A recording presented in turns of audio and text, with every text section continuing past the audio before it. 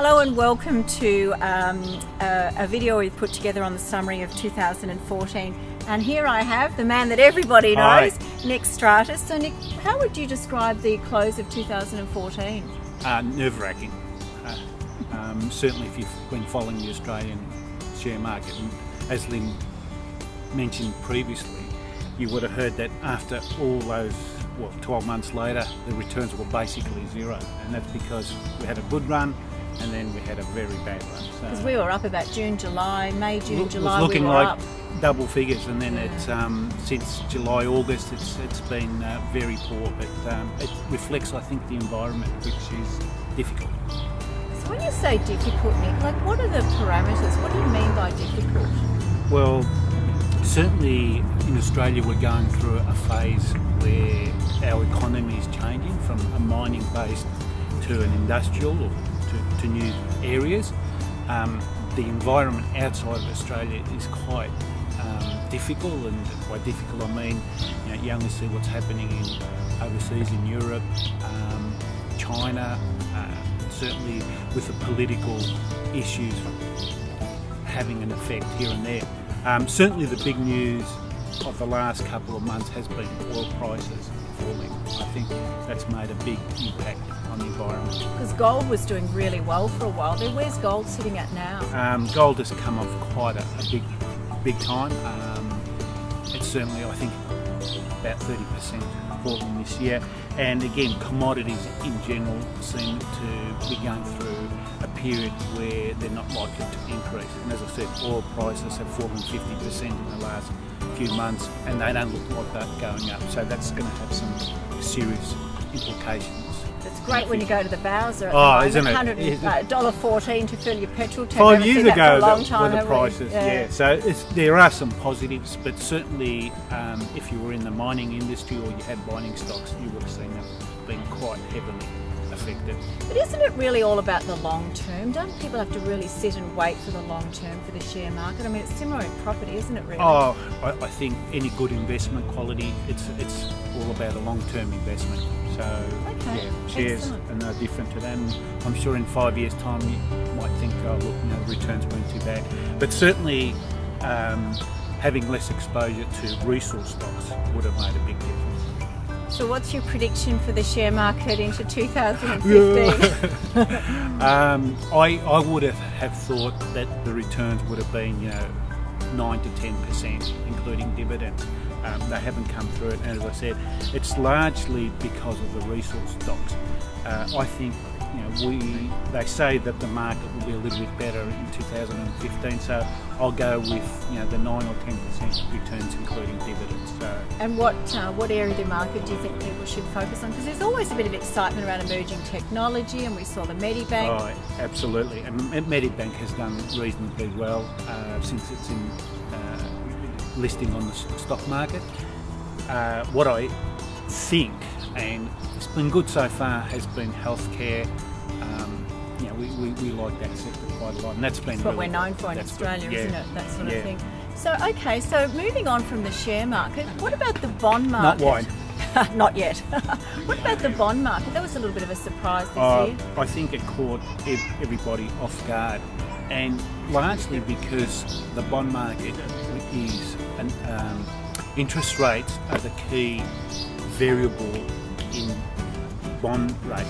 So if you see interest rates fall, that's good for bond rates. If you see them going up, that's negative. Now, most people, economists, forecasters, thought bond rates were likely to go up. Hasn't happened, and in fact in Australia they've gone down. And as you were saying, government bonds return 10%, which is incredibly high.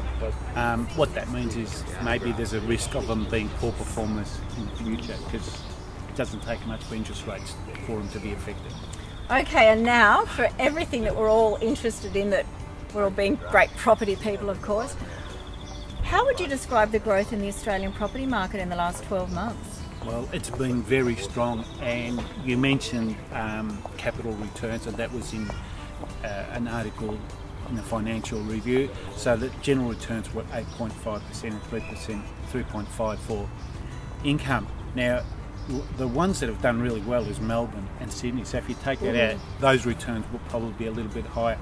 I'm amazed, and again, you read reports and the general consensus is quite positive, even from bear analysts. So the market seems to be filling a demand, which has always been the case. Supply and demand's been good, again, in Melbourne and Sydney being the prime suspects, and that is likely to continue in 2015.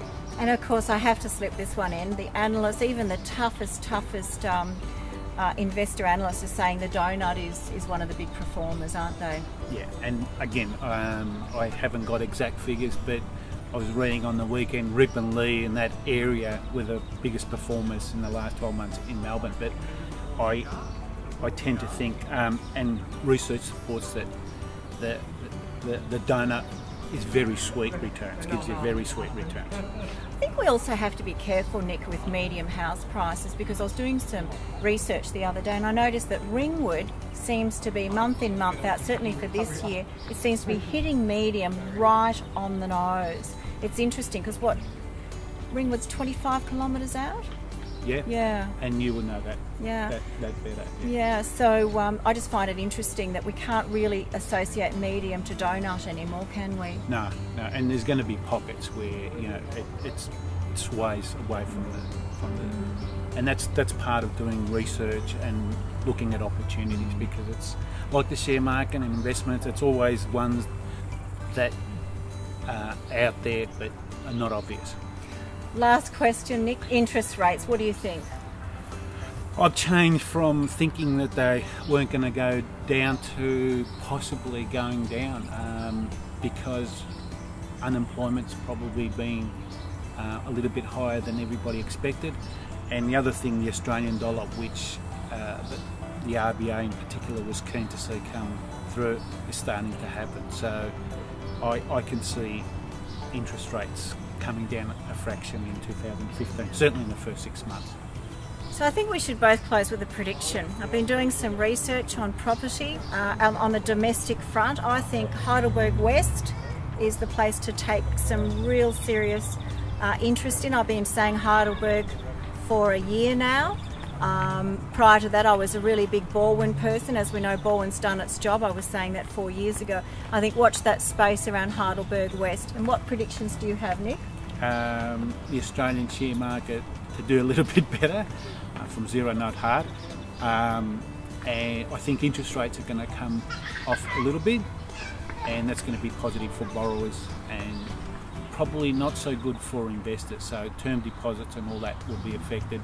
You might need to lock in longer term. But yeah, I think the Australian share market should pick up, and I think the healthcare sector is probably the one that's doing really well, likely to do so.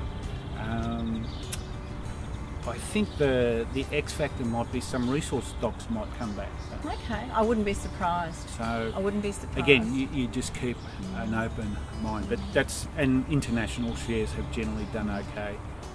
So a bit of exposure there has been good. Final word before we say goodbye. I'd just like to point out that the market closed with 3.5% return on investment.